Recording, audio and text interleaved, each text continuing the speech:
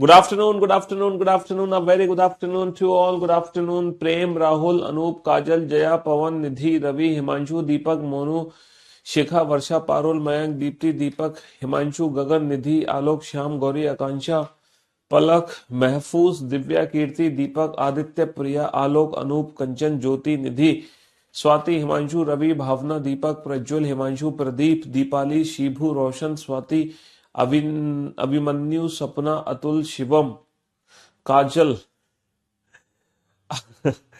A very good afternoon to all. क्या हाल है भैया आप लोगों के? बढ़िया, फर्स्ट क्लास, शानदार, जानदार, एकदम झकास। हाँ जी, good afternoon, good afternoon, good afternoon, a very good afternoon to all. तो भैया हम लोग पढ़ रहे थे कोडिंग डिकोडिंग चैप्टर, और जैसे कि आप लोग जानते हो कोडिंग डिकोडिंग चैप्टर में हम लोगों ने लेटर कोडिंग को कंप्लीट नहीं किया है। हमने जाना है कि कोडिंग डिकोडिंग चैप्टर तीन हिस्सों में बांटा गया है: लेटर कोडिंग, नंबर कोडिंग और मिक्स कोडिंग। जिसमें से जिसमें से लेटर कोडिंग जिसमें से लेटर कोडिंग को हमने बहुत अच्छे से समझ लिया है। लेटर कोडिंग में टोटल 7 पैटर्न होते हैं, और उन 7 में से जो पहले 3 पैटर्न है, फॉरवर्ड, रिवर्स, क्रॉस, ये तीनों पैटर्न हमें बहुत बेहतरीन तरीके से समझ आ गए, है ना। 7 में से जो पहले 3 पैटर्न है, फॉरवर्ड, रिवर्स और cross, forward pattern, reverse pattern और क्रॉस पैटर्न, इन तीनों पैटर्न में ही हमें लॉजिकल सीक्वेंसेस आइडेंटिफाई करने हैं, और ये तीनों पैटर्न हमें बहुत अच्छे से समझ आ चुके हैं। ये सब कुछ हम पिछली क्लासेस में पढ़ चुके हैं। हमने ये भी बताया है कि जरूरी नहीं है कोडिंग डिकोडिंग का क्वेश्चन नॉर्मल आएगा, एनालॉजी की फॉर्म में भी आ सकता है, क्लासिफिकेशन की फॉर्म में भी आ सकता है, सीरीज की फॉर्म में भी एनालॉजी कोडिंग डिकोडिंग का क्वेश्चन आ सकता है।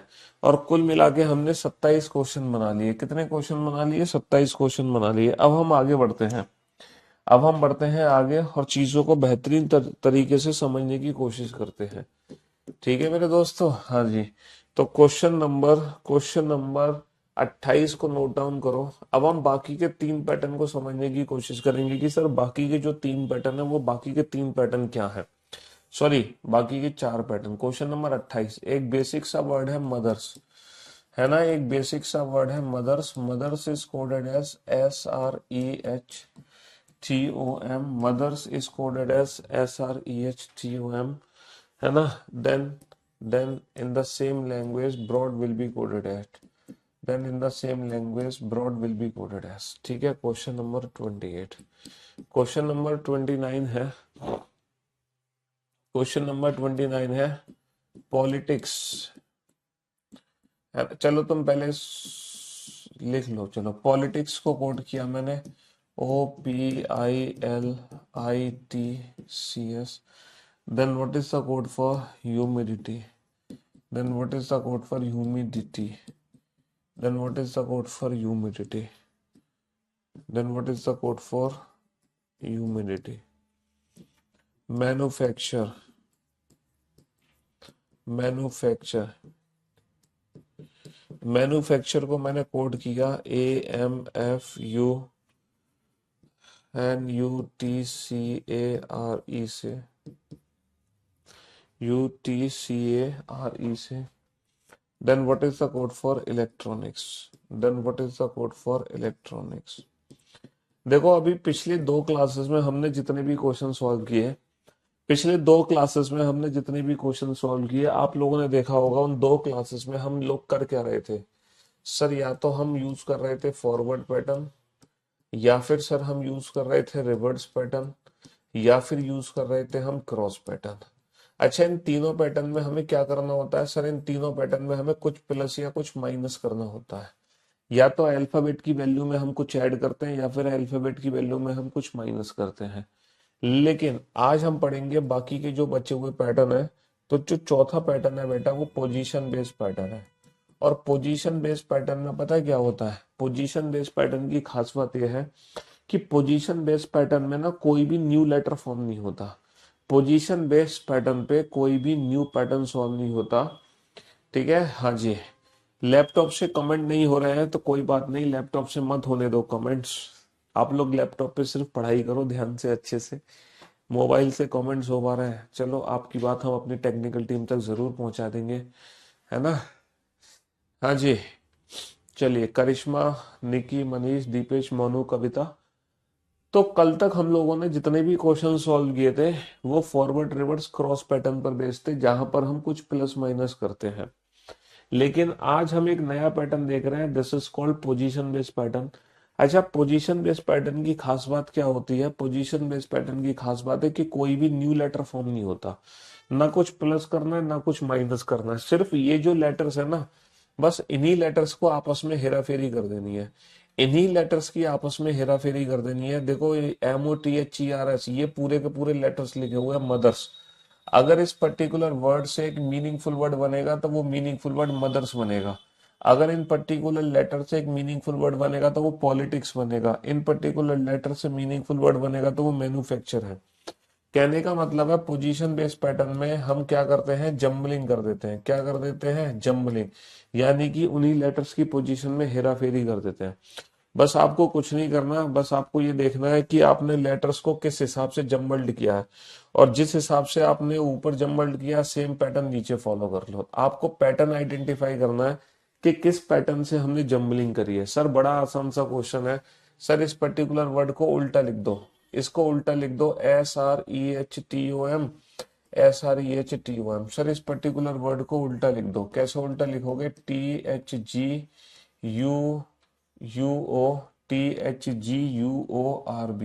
इस पर्टिकुलर वर्ड को उल्टा लिख दो, THGUORB।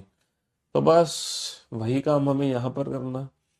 ठीक है सर, यहाँ पर हमने क्या देखा? सर यहाँ पर पूरा का पूरा वर्ड तो उल्टा नहीं किया, लेकिन पेयर बनाओ। PO को उल्टा लिखो OP से, LI को उल्टा लिखो IL से, TI को उल्टा लिखो IT से, और जो लास्ट के दो लेटर है ना, आप में से बहुत सारे बच्चे पता है क्या सोच रहे थे? हाँ जी सुना दो, आप भी सुना दो, आप भी सुना दो। हाँ मेरी भी सुन लो सर, लाओ सुनाओ, क्या कहना चाह रहे हैं आप? क्या हो गया आपके साथ? है क्या गुस्ताखी हो गई है आपके साथ? बताओ। अब मैं कहाँ तक? राधे राधे, राधे राधे भैया। जय हो राधा कृष्ण हरे मुरारी, जय नाथ नारायण वासुदेवा। हाँ जी सर, इस पर्टिकुलर वर्ड को तो पूरा का पूरा उल्टा करके हमने लिखा था, लेकिन इस पर्टिकुलर वर्ड को उल्टा नहीं लिखा, यहाँ पे पेयर बना के चेंज किया।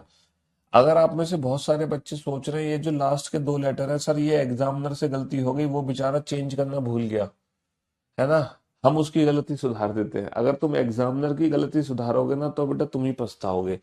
ये जानबूझ के छोड़े गए हैं। HU को तुम्हें UH लिखना है, MI को तुम्हें IM लिखना है, और DI को तुम्हें ID लिखना है। लेकिन जो लास्ट के दो लेटर है ना वो जानबूझ के ऐसे ही छोड़े गए, TY का TY। तो बेटा ये मत सोचना कि बेचारे एग्जामिनर से गलती हो गई, उसकी गलती हम सुधार देते हैं, उसकी गलती मत सुधारना। ठीक है, तो ये बेटा बहुत, ये सबसे इजी पैटर्न है। देखो अगर मैं इन पैटर्न को इनके, है ना, हार्डनेस के लेवल पे डिफाइन करूं तो फॉरवर्ड पैटर्न बहुत इजी पैटर्न होता है, बहुत इजी होता है। ठीक है, रिवर्स जो पैटर्न है वो इजी टू मॉडरेट लेवल तक हो सकता है, इजी टू मॉडरेट। ठीक है, और जो क्रॉस पैटर्न है नो डाउट वो मॉडरेट होता है, तो मॉडरेट टू टफ हो सकता है cross pattern, cross pattern moderate to tough हो सकता है। लेकिन ये जो पोजीशन बेस्ड पैटर्न है ये भी हमेशा इजी पैटर्न ही रहता है, ये बहुत इजी रहता है। जस्ट लाइक फॉरवर्ड पैटर्न से भी ज्यादा आसान होता है पोजीशन बेस्ड पैटर्न। ये इजी टू मॉडरेट होता है, ये मॉडरेट टू टफ होता है। अगर मैं इनके लेवल डिफाइन करूं तो फॉरवर्ड पैटर्न सबसे आसान है, रिवर्स थोड़ा उससे टफ, क्रॉस थोड़ा उससे टफ, पोजीशन सब में सबसे आसान है। अभी तक जो हमने पढ़ा सबसे आसान यही पैटर्न है, पोजीशन बेस्ड पैटर्न। यहाँ पे सिर्फ लेटर्स की हेरा फेरी होगी। सर पूरा का पूरा वर्ड उल्टा लिख दिया, यहाँ पे पेयर बना के उल्टा किया, यहाँ पे क्या किया? सर यहाँ पे पहले दो लेटर को उल्टा किया, MA को AM लिखा, फिर तीन लेटर को उल्टा किया, NUF को FUN लिखा, फिर सर चार लेटर को उल्टा किया, UTCA, फिर लास्ट में आप देख सकते हो ये जो दो लेटर है ये एज इट इज लिख दिए। सर पहले दो लेटर को उल्टा करो, LE, है ना, फिर तीन लेटर को उल्टा करो, TCE, है ना, फिर चार लेटर को उल्टा करो, INOR, और लास्ट के जो दो लेटर है वो एज इट इज होंगे CS के CS। लास्ट के जो दो लेटर हैं वो एज इट इज होंगे CS का CS।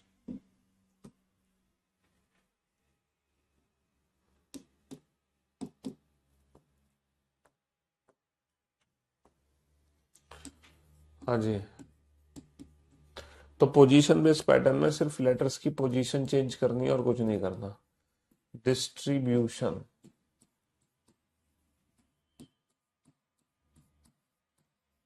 Distribution, distribution is coded as IRT, SID, NOI, TUB.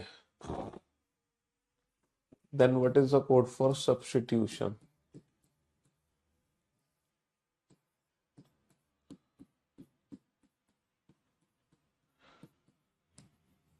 Then what is the code for substitution? हम्म देखो, इसमें पूरा का पूरा वर्ड पलट के लिख दिया, इसमें पेयर बना के चेंज किए, इसमें दो तीन चार को चेंज किया, समझ रहे हो? हाँ, डिस्ट्रीब्यूशन, ब्रेक थ्रो,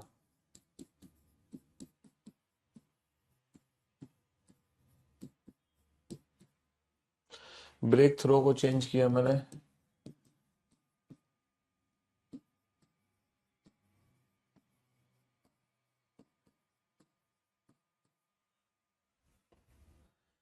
तो बताओ डिस्ट्रीब्यूशन की कोडिंग क्या होगी?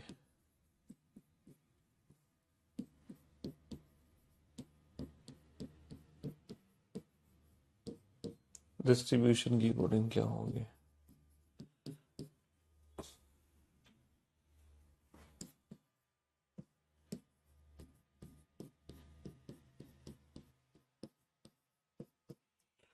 पॉलिटिक्स,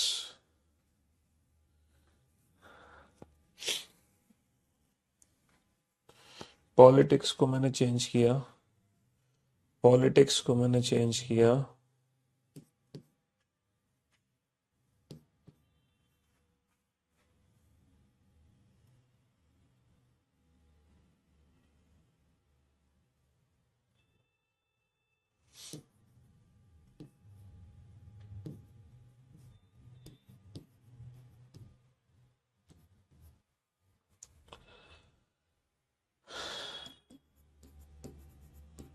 ह्यूमिडिटी की कोडिंग क्या होगी?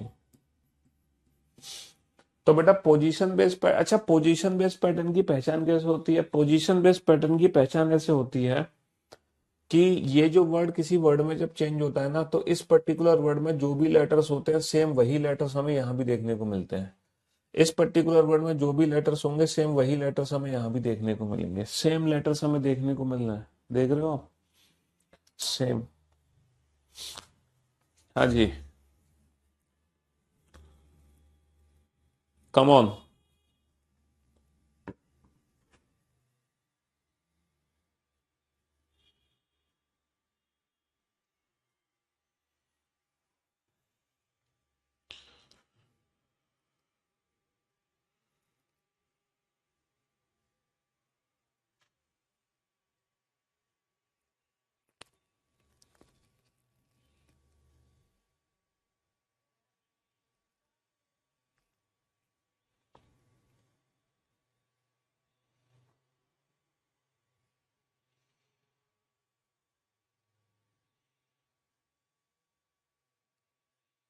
बनाओ सर, ये तीनों ही क्वेश्चन पोजीशन बेस्ड पैटर्न है, क्वेश्चन की शक्ल देख के तो पता चल गया। बस आपको ये चेक करना है कि यहाँ पे क्वेश्चंस में लेटर्स की हेराफेरी कैसे करनी है। जैसे यहाँ पर हमने पूरा का पूरा वर्ड उल्टा करके लिखा था, यहाँ पे पेयर बना के रिवर्स करके लिखे थे, यहाँ पे पहले दो को उल्टा, फिर तीन को, फिर चार को। वैसे ही इन तीनों क्वेश्चन में क्या काम करना है सर? इस पर्टिकुलर वर्ड में पूरा वर्ड पलट के नहीं लिखना, पेयर बना के नहीं लिखना, आज दो तीन चार बनिए सर। इस पर्टिकुलर वर्ड में क्या है, इस वर्ड को ना बीच में से डिवाइड करो, पहले इसको उल्टा करो, IRT SID, IRT SID, फिर उल्टा कर दो सर NOITUB, सर NOITUB। तो इस पर्टिकुलर वर्ड को बीच में से हाफ करके उल्टा लिखो ITSBUS, ITSBUS, ITSBUS, फिर उल्टा कर दो सर NOITUT, NOITUT, फिर उल्टा कर दो। बहुत बढ़िया है, चलिए साहब सर यहाँ पे ना तो पूरा वर्ड उल्टा करा, ना पेयर बना के उल्टा किया, ना ही सर हाफ हाफ करके उल्टा किया। यहाँ पे एक अलग ही पैटर्न है, पता है क्या? बस हमें ये समझ आ रहा है कि पेयरिंग कर लो। और ये जो पेयरिंग है ना, ये रैंडम मेथड से चेंज हुई है। ये जो पेयरिंग है, ये रैंडम मेथड से चेंज हुई है बस। अब वही मेथड वही पैटर्न नीचे भी अप्लाई करो। जैसे कि मान लो ये पहला पेयर है, ये दूसरा, ये तीसरा, ये चौथा, ये पांचवा, ये छठा। तो इन्होंने क्या किया, सबसे पहले ना सेकंड पेयर को उठा के सबसे आगे रख दिया, सेकंड पेयर को।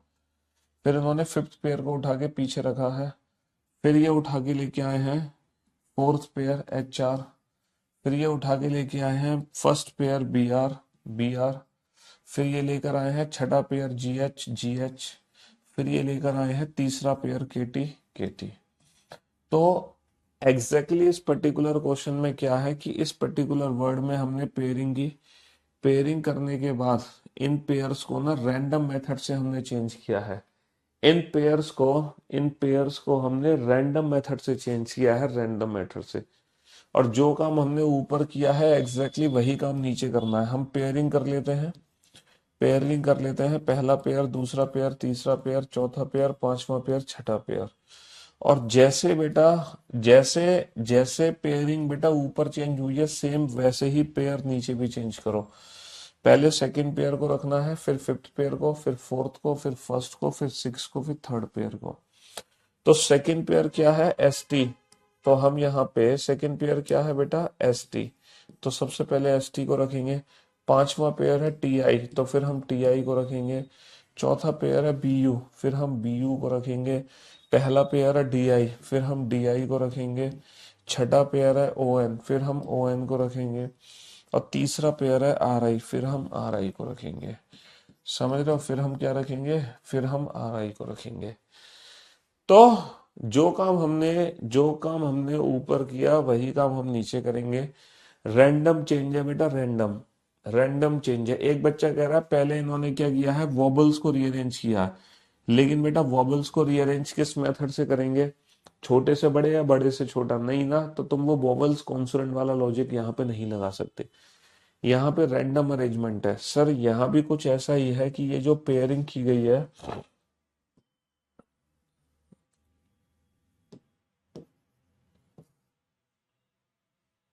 यहाँ भी कुछ ऐसा है, यहाँ भी कुछ ऐसा ही है कि यहाँ पे पेयरिंग की गई है। पहला पेयर, दूसरा पेयर, तीसरा पेयर, चौथा पेयर। और जो पेयर है, ये जो पेयर है, ये डिफरेंट मेथड से चेंज हो रहा है। First, second, third, fourth. पहले इन्होंने क्या किया, थर्ड पेयर को रख दिया उठा के, फिर PO फर्स्ट पेयर को रख दिया, फिर फोर्थ को, और फिर सेकंड को। तो वही काम तुम यहाँ करो। पहला पेयर, दूसरा पेयर, तीसरा पेयर, चौथा पेयर। तो पहले तुम थर्ड पेयर को रख दो DI को, फिर तुम पहले पेयर को रख दो HU को, फिर तुम चौथे पेयर को रख दो TY को, और फिर तुम दूसरे पेयर को रख दो MI को, फिर तुम दूसरे पेयर को रख दो MI को। है? देखो, कोडिंग डिकोडिंग को अच्छे से समझने के लिए ना अल्फाबेट की प्लेस की प्रैक्टिस कर लो। पहले जो अल्फाबेटिकल सीरीज चैप्टर है ना वो पढ़ लो, तब जाके इस चैप्टर को पढ़ना। और इस चैप्टर की बेटा 2 लेक्चर ऑलरेडी हो चुके हैं। तो जिस बच्चे ने आज पहली बार बच्चा कोई क्लास देख रहा है, तो पहले आप इस चैप्टर के पहले 2 लेक्चर को अटेंड करो, तब आज थर्ड लेक्चर देखो। बीच में से मत कूदो, तो फिर कुछ समझ नहीं आएगा। समझ आएगा तो फिर मजा नहीं आएगा। लेकिन हमें चीजों का ना मजे लेते हुए पढ़ना है ना? चलिए साहब, तो मेरे दोस्तों, मेरे भाइयों, तो आपको समझ आ गया होगा कि इस पोजीशन बेस्ड पैटर्न में क्या होता है। सर पोजीशन बेस्ड पैटर्न में कोई भी न्यू लेटर फॉर्मेशन नहीं होगी, कुछ भी प्लस माइनस। देखो यहाँ पे प्लस माइनस हो रहा था, पहले 3 क्वेश्चंस में प्लस माइनस था। लेकिन पोजीशन बेस्ड पैटर्न में कुछ भी प्लस माइनस नहीं है, कोई नया लेटर नहीं है, सिर्फ लेटर्स की हेरा फेरी है। सिर्फ लेटर्स की हेरा फेरी है। सर पूरा का पूरा वर्ड उल्टा करके लिख दिया। सर पेयर बना के रिवर्स करके लिखे। सर पहले 2 को उल्टा, फिर 3, फिर 4 को उल्टा। सर इसमें पर्टिकुलर वर्ड को बीच में से डिवाइड किया, हाफ हाफ हाफ करके उल्टा किया। सर यहाँ पे पेयरिंग बना के रैंडम पेयर चेंज किए, यहाँ पे पेयरिंग बना के रैंडम पेयर चेंज किए, है ना? यहाँ पे पेयरिंग बना के रैंडम पेयर हमने चेंज किए। चलिए साहब, अब हम चलते हैं नेक्स्ट क्वेश्चन की तरफ। Question number 34। क्वेश्चन नंबर 34 है, चेक करना कि ये क्वेश्चन, है ना, कौन सा है, क्या ये पोजीशन बेस्ड पैटर्न है कि नहीं है? CHIPSSY, क्या ये क्वेश्चन पोजीशन बेस्ड पैटर्न है कि नहीं है?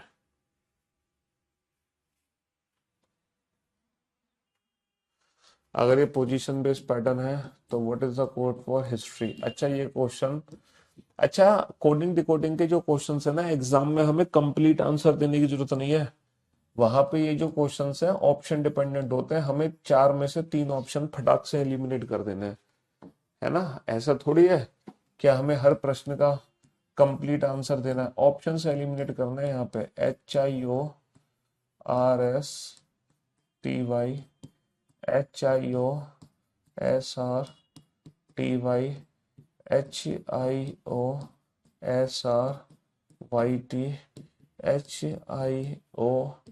HIORSYT। ये 4 ऑप्शन दिए हुए हैं बेटा इस क्वेश्चन के, ये 4 ऑप्शन दिए हुए हैं इस क्वेश्चन के, क्वेश्चन नंबर 34 के। क्वेश्चन को देखते ही ये तो समझ आ गया कि sir confirm position based pattern है। क्वेश्चन को देखते ही ये तो समझ आ गया कि confirm sir position based pattern है।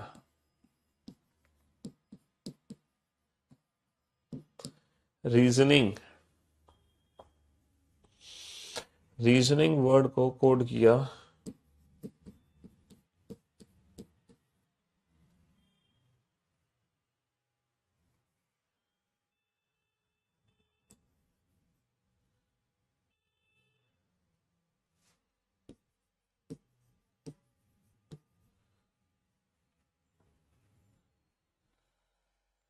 है ना, रीजनिंग वर्ड को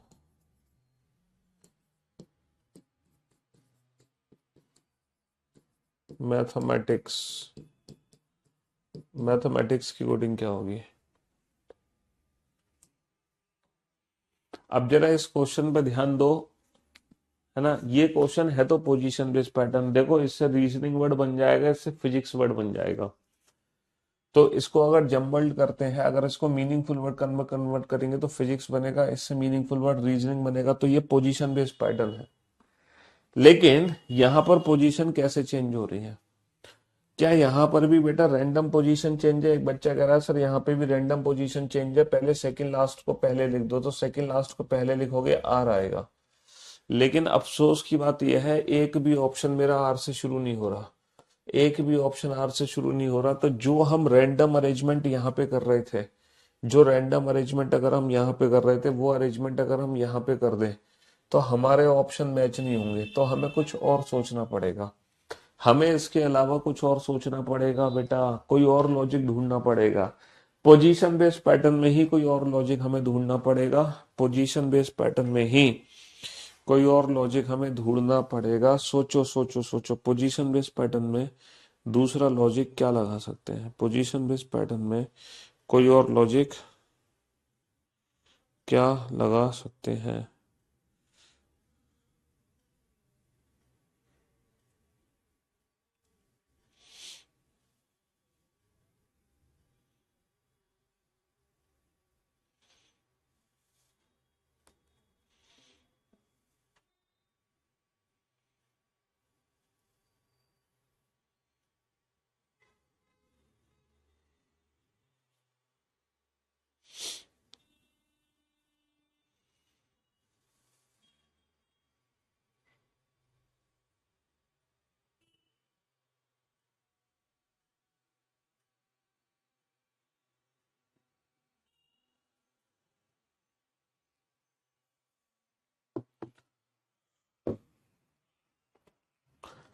पोजीशन बेस्ड पैटर्न में कोई और लॉजिक हम क्या लगा सकते हैं? सोच कर देखो।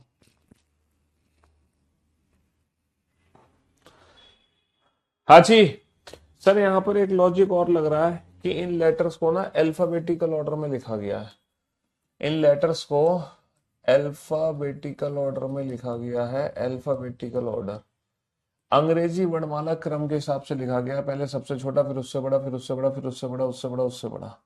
तो अल्फाबेटिकल ऑर्डर के हिसाब से लिखा जाओगे तो एच सबसे छोटा उससे बड़ा आई फिर ओ, HIORSTY। तो अल्फाबेटिकल ऑर्डर के हिसाब से लिखा गया है, है ना। अंग्रेजी वर्णमाला क्रम के हिसाब से इन लेटर्स को अरेंज किया गया है। अंग्रेजी वर्णमाला, ये बेटा इसमें क्या है, पहले तो वॉबल्स अरेंज किए गए हैं अंग्रेजी वर्णमाला क्रम के हिसाब से, और फिर अंग्रेजी वर्णमाला क्रम के हिसाब से कॉन्सोनेंट्स अरेंज किए गए हैं।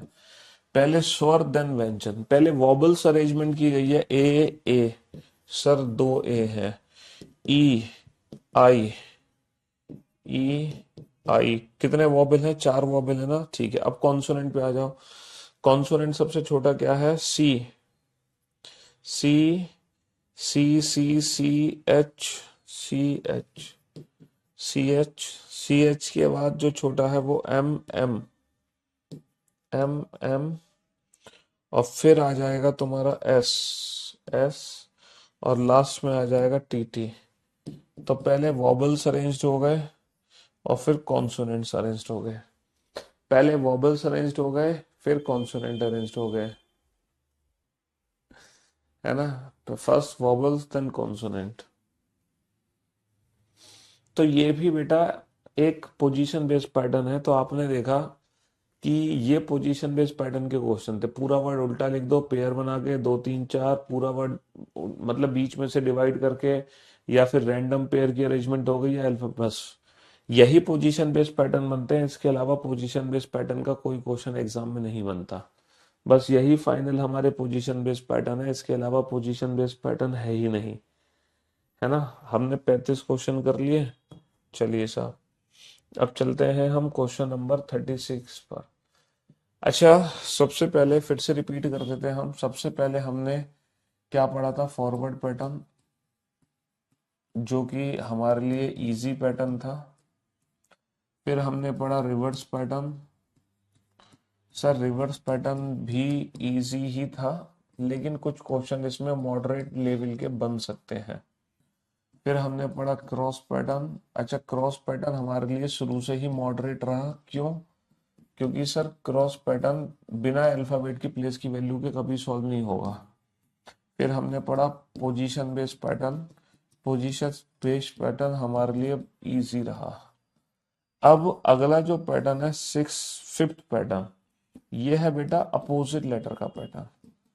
और ये जो पैटर्न है ये भी बहुत इजी है। अपोजिट लेटर का पैटर्न पता है क्या है, अपोजिट लेटर का पैटर्न पता है क्या है, याद है बेटा आप लोगों को मेरी वो वाली क्लास अल्फाबेटिकल सीरीज की, जिसमें मैंने आपको अपोजिट अल्फाबेट की प्लेस की प्रैक्टिस कराई थी, जिसमें मैंने अपोजिट अल्फाबेट की प्लेस की प्रैक्टिस कराई थी, याद है आप लोगों को। AZBY C6, DDU, evening, F4, GGT road, H high school है, GGT road, H high school, I99, J जंगल queen, K Kanpur, L love, MN, याद है कि नहीं याद है। दोबारा से बोलो बेटा, AZBY C6,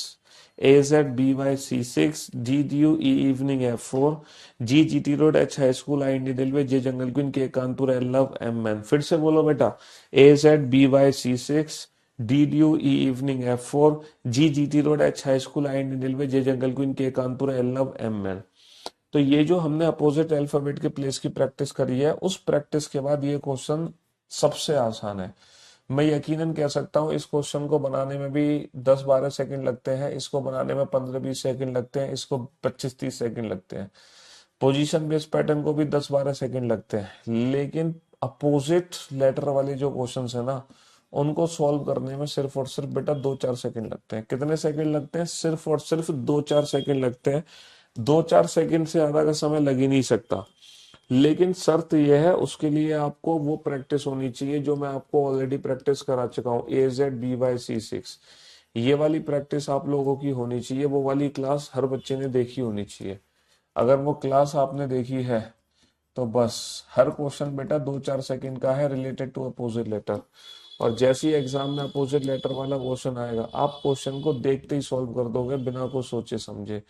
मतलब आप कहोगे सर ये क्या है सर ये है क्या, है, नहीं नहीं सर ये है क्या, इतने आसान क्यों पूछ रहे हो क्वेश्चन। आप सीधा बोलोगे सर प्लीज इतने आसान क्वेश्चन हमसे ना पूछे जाए तो हमारे लिए बेहतर होगा।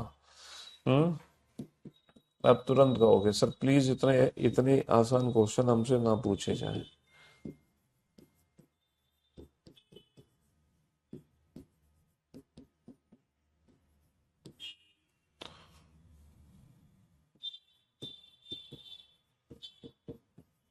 हाँ जी।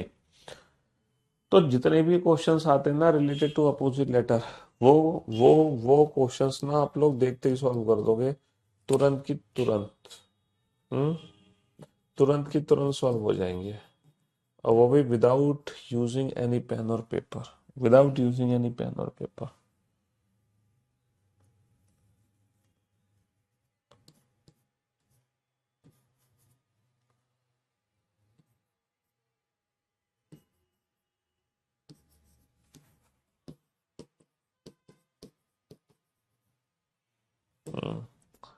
बस अपोजिट लेटर में एक क्वेश्चन नंबर 40 है जो हमें थोड़ा सा अपोजिट लेटर में फंसा देता है। बाकी के क्वेश्चंस तो देखते ही सॉल्व हो जाते हैं अपोजिट लेटर के 2-4 सेकेंड। सिर्फ क्वेश्चन नंबर 40 है जो अपोजिट लेटर में हमें फंसाने की कोशिश करता है। 40 के अलावा कोई भी क्वेश्चन नहीं है जो हमें फंसा सके। Sir Kanpur Indian railway man GT road, बताना Indian railway evening is at due, खत्म कहानी। हो गया 2 से 4 सेकंड में solve. Sir love Indian railway Kanpur evening, sir Kanpur love is at by, हो गया सर 2 से 4 सेकंड में सॉल्व है। Sir high school as ad man due, है ना, रिवर्स ऑर्डर में चले गए। Kanpur, sir love Indian railway, और सर हाई स्कूल, है ना। कितना हो गया सर, लव और मैन हाई स्कूल और जीटी रोड इंडियन रेलवे, है ना। तो ये हो गया AZ GT road man high school और इवनिंग। हो गया क्वेश्चन सॉल्व। देख रहे हो कितनी जल्दी जल्दी क्वेश्चन सॉल्व हो रहा है। तो 2-4 सेकंड में है related to opposite letter, 2-4 second की क्वेश्चन। बस ये क्वेश्चन है, ये अपोजिट लेटर वाला फंसा देता है, ये क्वेश्चन हमें जरूर फंसाता है। Kanpur Indian railway man Kanpur 4, पता ये ना डायरेक्ट रिलेशन नहीं है अपोजिट लेटर से। एग्जैक्टली अपोजिट लेटर के बाद ये क्या हो रहा है, माइनस का 2 हो रहा है। अपोजिट लेटर के बाद माइनस का 2 हो रहा है। अपोजिट लेटर के बाद माइनस का 2 हो रहा है। अपोजिट लेटर के बाद माइनस का 2 हो रहा है। अपोजिट लेटर के बाद माइनस का 2 हो रहा है ना। अपोजिट लेटर के बाद क्या हो रहा है, माइनस का 2 हो रहा है। या फिर मैं एक चीज और कह सकता हूं कि इनके जो प्लेस का सम है वो 25 है। 16 और 9 25, 16 और 9 25, है ना। 14 और 11 25, 14 और 11 25, 21 और 4 25। या तो मैं ये कह लूं कि इन दोनों के प्लेस का सम 25 है, या फिर कि इसको 25 में से घटा दो। या फिर मैं ये कह सकता हूँ कि अपोजिट माइनस का 2 हो रहा है, बात एक ही है, क्योंकि अपोजिट का मतलब प्लेस का सम 27 हो गया। या तो तुम प्लेस का सम बेटा दोनों को जोड़ के क्या कर दो, दोनों को जोड़ के 25 बना दो, या फिर तुम अपोजिट माइनस का 2 कर दो, अपोजिट माइनस का 2। तो हाई स्कूल बाय एजेड और मैन, समझ रहे हो। हाँ जी। या फिर तुम 19 में कितना जोड़ोगे कि 25 हो जाए, सर 19 में जोड़ोगे, वैसे अगर तुम -2 करोगे तो भी आंसर आ जाएगा। और अगर 19 में कितना जोड़ोगे कि 25 हो जाए, सर 19 में कितना जोड़ेंगे 25 हो जाए 6, 19 में 6। 8 में कितना जोड़ोगे कि 25 हो जाए, सर 8 में जोड़ेंगे 17, है ना। 25 में कितना जोड़ोगे कि 25 हो जाए, 25 में 0 जोड़ोगे, 0, 0 का मतलब क्या होता है, 0 का मतलब जेड। 1 में कितना जोड़ोगे 24, 13 में कितना जोड़ोगे 12। या फिर आप देख सकते हो h माइनस का 2, s माइनस का 2, b माइनस का 2, z माइनस का 2 और n माइनस का 2। बात एक ही है, तुम अपोजिट -2 कर लो या फिर दोनों का सम 25 कर दो, बात एक ही है। तो ये क्वेश्चन अपोजिट लेटर के साथ साथ फॉरवर्ड रिवर्स क्रॉस में भी शामिल हो जाता है, बस इसीलिए, है ना, इसको हम फॉरवर्ड मेथड मान सकते हैं, क्योंकि हर दो लेटर का सम 25 है।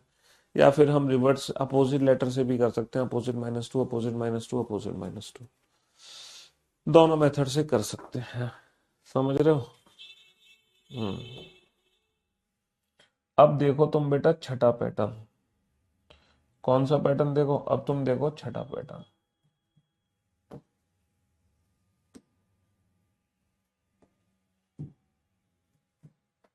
हाँ जी।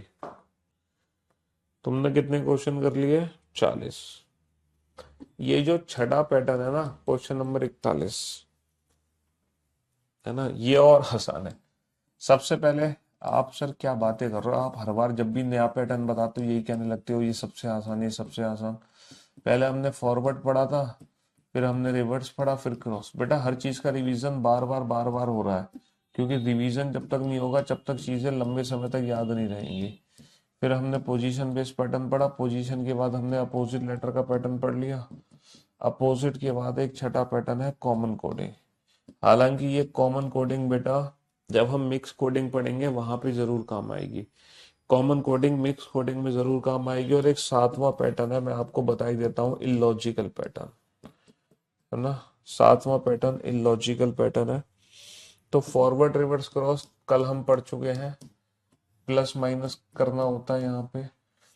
पोजीशन हमने अभी पढ़ा, अपोजिट भी हमने पढ़ा, ये भी इजी निकला, ये भी इजी निकला। And for your kind information ये भी इजी निकलेगा। कॉमन कोडिंग भी इजी है। क्यों इजी है? अच्छा, कॉमन कोडिंग में ना कोई लॉजिक नहीं लगता। कॉमन कोडिंग में बिना लॉजिक के हम एक लेटर को दूसरे लेटर में चेंज कर देते हैं बिना लॉजिक के। जैसे कि मैं आपसे कहूँ किंग वर्ड है, किंग, इस किंग वर्ड को कोड किया गया है, किंग वर्ड को कोड किया गया है dollar has eight the rate percentage से, ठीक है। तो है ना, किंग वर्ड को कोड किया गया। और दूसरा वर्ड है गन। गन को कोड किया गया है percentage Indian rupee at the rate से। तो आप लोगों से पूछा है then what is the code for, then what is the code for,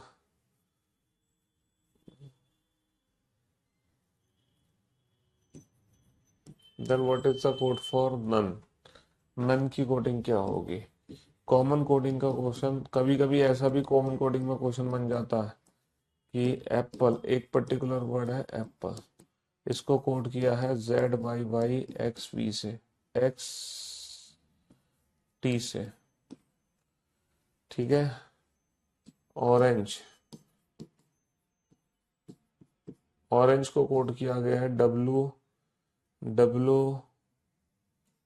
we WVZ/SRT से। Then what is the code for grape, then what is the code for grep.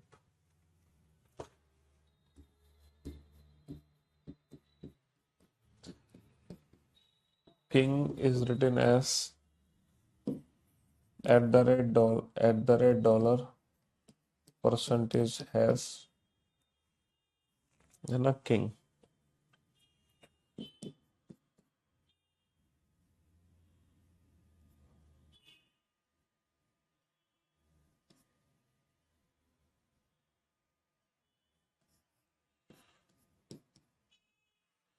KINT written as @हैज dollar copyright से। Then what is the code for G, G letter की coding क्या होगी? Then what is the code for G? चलिए साहब,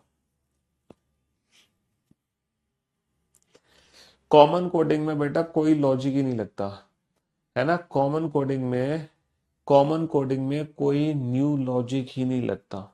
बिना नए logic के ही कॉमन कोडिंग के क्वेश्चन बनाए जाते हैं, बिना किसी लॉजिक के ही।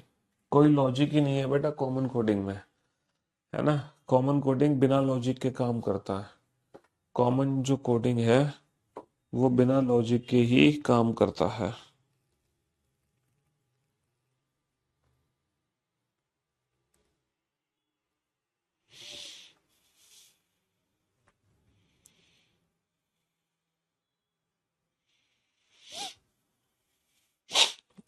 सॉरी, बिना लॉजिक के ही काम करता है।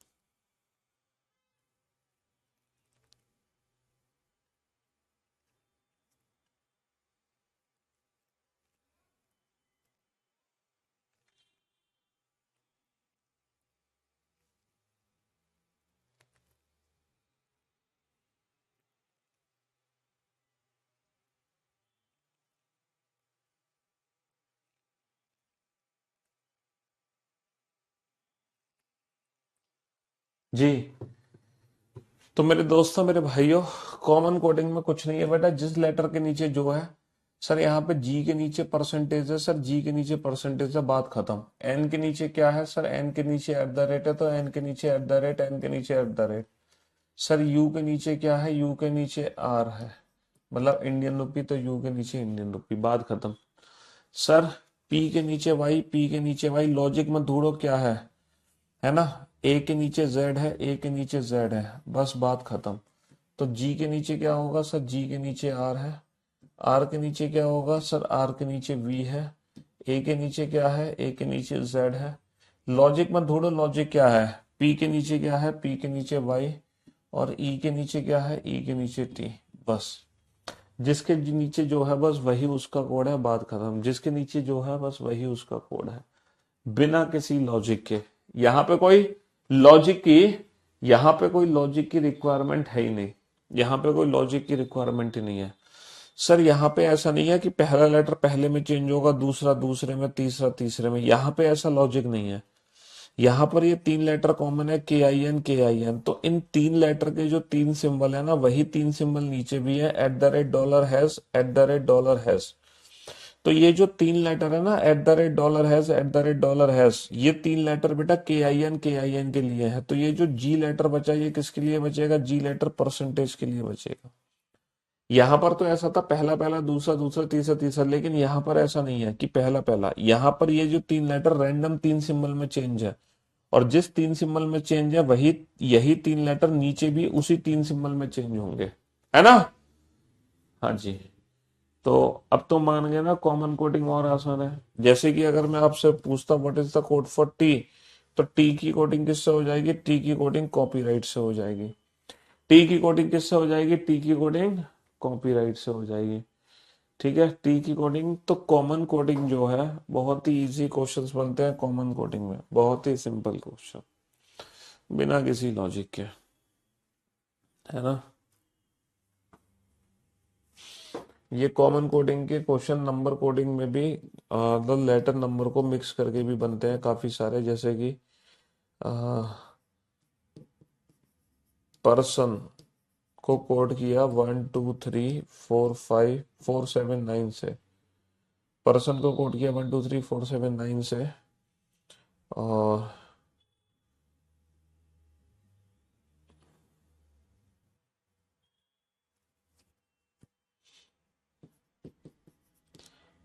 और रीजन, रीजन को कोड किया हमने 7 4 9 3 1 7 4 9 3 1 6 से, है ना? Then what is the code for then what is the code for A? Letter A की कोडिंग क्या होगी? Then what is the code for A? है ना? वॉइस की आवाज डबल नहीं आ रही है बेटा, तुम्हारे कान डबल हैं, तुम दोनों कानों से सुन रहे हो। Then what is the code for A? Letter A की कोडिंग क्या होगी, जल्दी से बताओ। सर यहाँ पर हम देख पा रहे हैं, यहाँ पर हम क्या देख पा रहे हैं? सर ये पांच लेटर है, R E S O N. Sir ये जो पांच लेटर है, R E S O N, तो इन पांच लेटर के जो पांच नंबर ऊपर है, वही इन पांच लेटर के पांच नंबर नीचे हैं। वो कौन कौन से नंबर है? सर दो तीन, नहीं नहीं नहीं नहीं सर, वो पांच नंबर है हमारे। यार ये चेंज क्यों नहीं हो रहा? 1 2 3 4 7 9, दोबारा लिख देता हूँ। 1 2 3 4 7 9। सर वो पांच नंबर है, 7 4 9 3 1, 7 4 9 3 1, 7 4 9 3 1। ये पांच नंबर हमारे कॉमन है, ये पांच नंबर हमारे कॉमन है, देख रहे हो? ये पांच पांच नंबर कॉमन है। तो ये जो नंबर, ये जो लेटर ए बचा, ये किसके लिए बचा? सर जो लेटर ए बचा वो सिक्स के लिए बचा। लेटर ए किसके लिए बचेगा? लेटर ए सिक्स के लिए बचेगा। तो आप देख सकते हो कॉमन कोडिंग।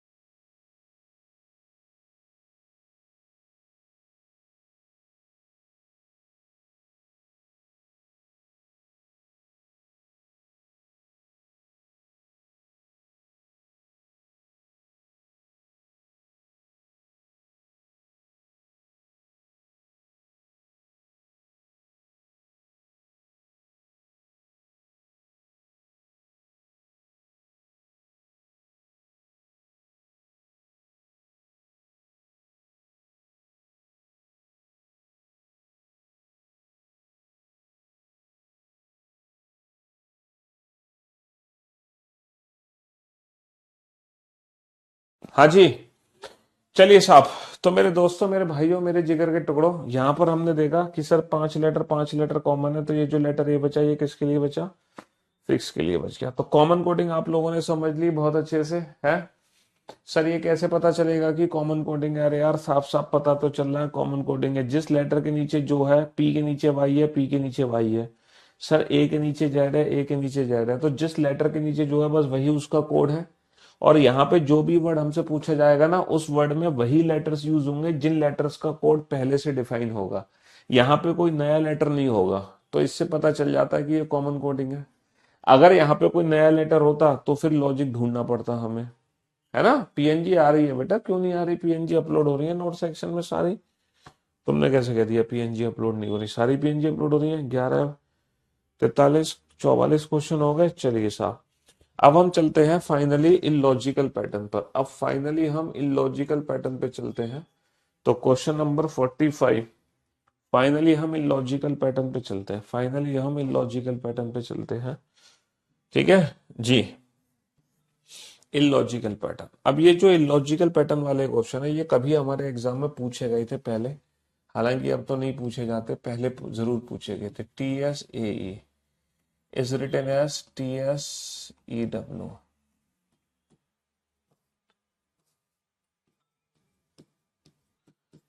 HTRON.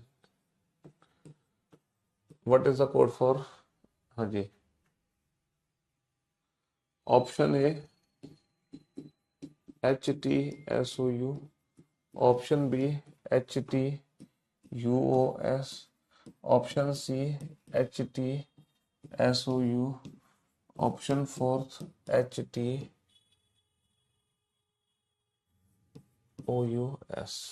ठीक है, चलिए साहब next question number 46। Question number 46, question number 46 पे चलते हैं हम। क्वेश्चन नंबर 46 लिखिए भाई। DCLO नहीं, YAERL TELA DCLO। हाँ जी, पहला विकल्प है HTO, दूसरा विकल्प है HTC, तीसरा विकल्प है DHTO, चौथा विकल्प है LHDC। 47 है IVXLCD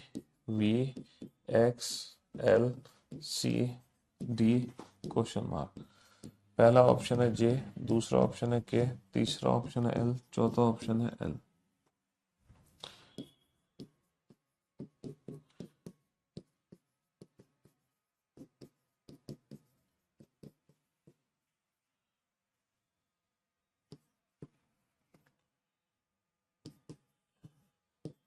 पहला ऑप्शन है जे, दूसरा ऑप्शन है के, तीसरा ऑप्शन है एल, चौथा ऑप्शन है एम।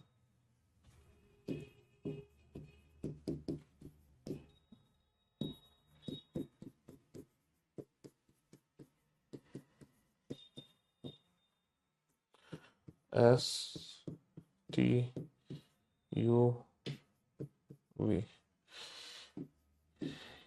ये क्वेश्चन बेटा अब एग्जाम में नहीं आते हैं।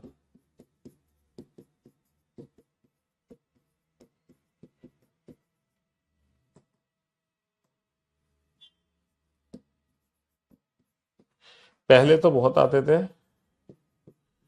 बट अब एग्जाम में नहीं आ रहे। अब ये क्वेश्चन एग्जाम में नहीं आ रहे, पहले तो आते थे, है ना। तो क्वेश्चन नंबर 44 बेटा क्या चीज है कि ये जो 5 लेटर है ना, इन 5 लेटर के लिए कोई 5 नंबर डिफाइन है। तो नीचे भी यही 5 लेटर है, ERSON। तो जो ERSON के 5 नंबर ऊपर है, वही 5 नंबर नीचे है। वो कौन कौन से हैं?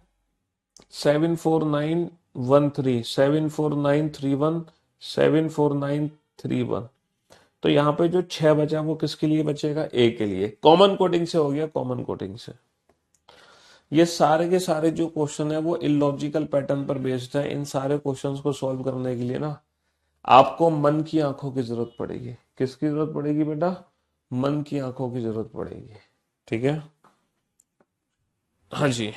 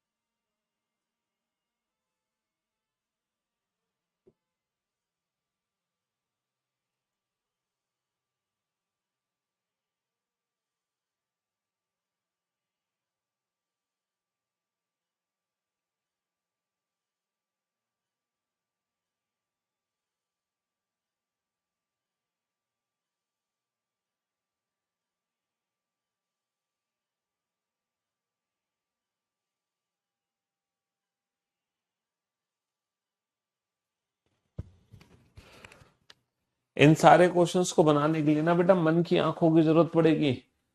किसकी जरूरत पड़ेगी? मन की आंखों की। है ना? हाँ जी। मन की आंखों की जरूरत पड़ने वाली है। East, west, north. सर अगर इस क्वेश्चन को मैं ध्यान से देखूं, इन लेटर्स को ध्यान से देखूं, तो ये जम्बल्ड फॉर्म में लिखे गए हैं। इसका मीनिंग है ईस्ट, उल्टा पढ़ लो इसको ईस्ट। इसका मीनिंग है वेस्ट, इसको उल्टा पढ़ लेना सर वेस्ट। इसका मीनिंग है सर नॉर्थ, इसको उल्टा पढ़ लेना नॉर्थ। तो भैया ईस्ट, वेस्ट, नॉर्थ, नॉर्थ के बाद क्या बच गया? East, west, north, south. तो साउथ बेटा SOU। इस सर ये भी साउथ है, ये भी साउथ है, ये भी साउथ है, ये भी साउथ है, लेकिन बेटा ईस्ट को उल्टा लिखा है, वेस्ट को उल्टा लिखा है, नॉर्थ को उल्टा लिखा है, तो साउथ को SOUTH। साउथ को उल्टा लिख दो। है ना? साउथ को उल्टा लिख दो, east, west, north, south. East, west sir. ये जम्बल्ड फॉर्म है। किसकी जम्बल्ड फॉर्म है सर? अर्ली की। सर ये जम्बल्ड फॉर्म है। किसकी जम्बल्ड फॉर्म है? लेट की। ये जम्बल्ड फॉर्म किसकी है? कोल्ड की। तो मेरे दोस्तों, मेरे भाइयों, है ना, अर्ली के बाद अगर लेट है तो कोल्ड के बाद क्या है सर? अर्ली का अपोजिट लेट, कोल्ड का अपोजिट हॉट। तो बेटा हॉट की जम्बल्ड फॉर्म क्या है? हॉट की जम्बल्ड फॉर्म क्या है? हॉट की जम्बल्ड फॉर्म क्या है? सर ये रोमन सीरीज है। रोमन आप लोग जानते होंगे, रोमन सीरीज जिसमें एक को आई लिखते हैं, एक के बाद पांच आता है। एक के बाद क्या आता है? एक के बाद पांच आता है। पांच के बाद 10। एक, पांच, 10, 50, 100, 500, 1000। तो रोमन नंबर की सीरीज में एक को आई लिखते हैं, पांच को V, 10 को X, 50 को L, 100 को C, 500 को D, 1000 को क्या लिखते हैं? M। IBX LCD M। IBX LCD M। ये रोमन नंबर की सीरीज है। ये रोमन नंबर की सीरीज है। ठीक है ना? अर्ली का अपोजिट लेट, लेट कोल्ड का अपोजिट। ये बेटा पहले बनते थे ऐसे क्वेश्चन इलॉजिकल टाइप एग्जाम में, हालांकि अब तो नहीं बनते हैं। चलिए साहब, सर ये क्या है? सर ये मंथ्स के नेम लिखे हुए हैं। सर ये मंथ्स के नेम लिखे हुए हैं। जनवरी, जनवरी, फरवरी, मार्च, अप्रैल, मई, जून, जुलाई। जनवरी, फरवरी, मार्च, अप्रैल, मई, जून, जुलाई। है ना? महीनों के नाम लिखे हुए हैं। सर ये डेज के नाम लिखे हुए हैं। सर ये डेज के नाम लिखे, इनमें कोई ऐसा नहीं कि अल्फाबेट की प्लेस की वैल्यू से सॉल्व कर रहे हो। ये क्वेश्चन बेटा अल्फाबेट की प्लेस की वैल्यू से सॉल्व नहीं होंगे। ये मंथ है, Monday, Tuesday, Wednesday, Thursday, Friday, Saturday, Sunday. Monday, Tuesday, Wednesday, Thursday, Friday, Saturday, Sunday. Sir यहाँ पे ये काउंटिंग ही है, ये काउंटिंग हो रही है 1 2 3 4 5। Sir 1 2 3 4 5 6 7 8 9 10। 1 2 3 4 5 10, T for 10। T for 10, T for 10, है ना, 1 2 3 4 5 6 7 8 9 10। तो ये जो क्वेश्चंस हैं, ये जो इलॉजिकल टाइप क्वेश्चंस हैं, ये पहले कभी एग्जाम में बनते थे, लेकिन अब ये क्वेश्चन एग्जाम में नहीं बनते। ये सारे इलॉजिकल टाइप क्वेश्चंस हैं, है ना। इन क्वेश्चंस को एक एक दिल दे दें। क्यों भाई? हैं सर, दिल मत दो इनको, इनको दिल देने की जरूरत क्या है इन क्वेश्चंस को। क्वेश्चन नंबर 47 बेटा रोमन नंबर की सीरीज है, IBX LCTM। रोमन नंबर होते हैं ना, रोमन नंबर में हम जब क्लास थर्ड में पढ़ते थे तो थर्ड को कैसे लिखते हैं? रोमन नंबर में तो लिखते हैं 3I, है ना। 4 को ऐसे नहीं लिखते और 5 को ऐसे नहीं लिखते। तो रोमन नंबर की सीरीज है ना, 1 5 10 50 100 500 1000, IBX LCTM, जिसमें M की वैल्यू 1000 होती है रोमन में।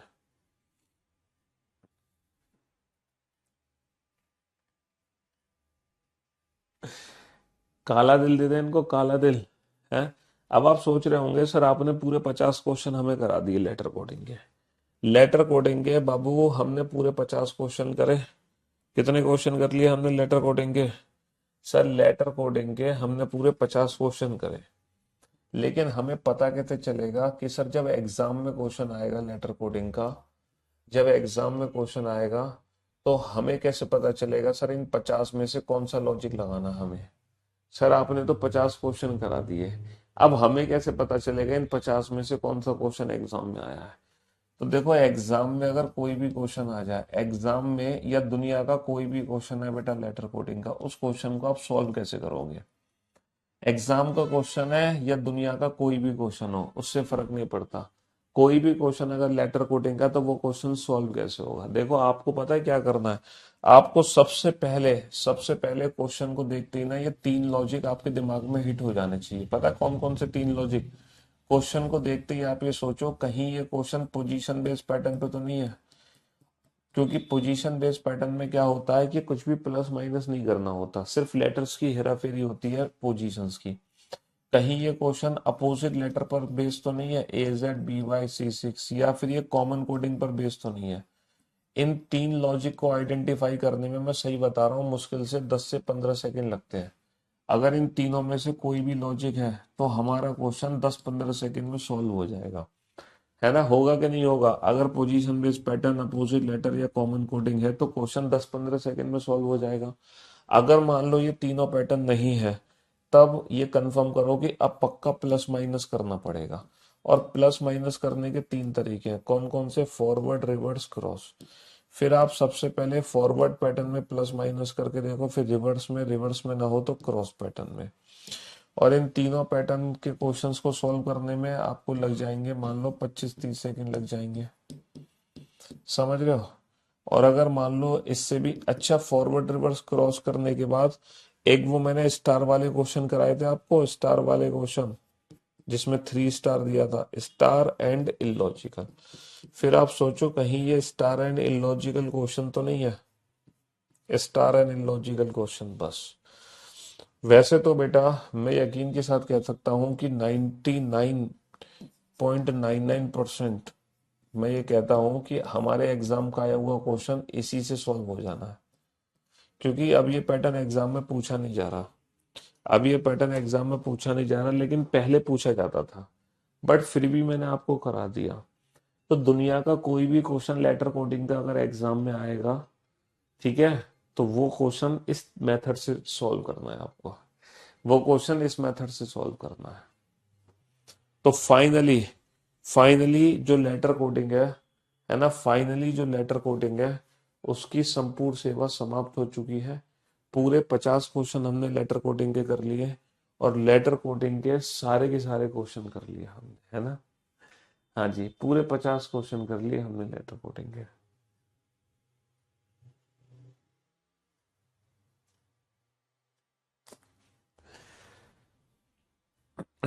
इसके लिए ना अल्फाबेट के प्लेस की प्रैक्टिस होना बहुत जरूरी है।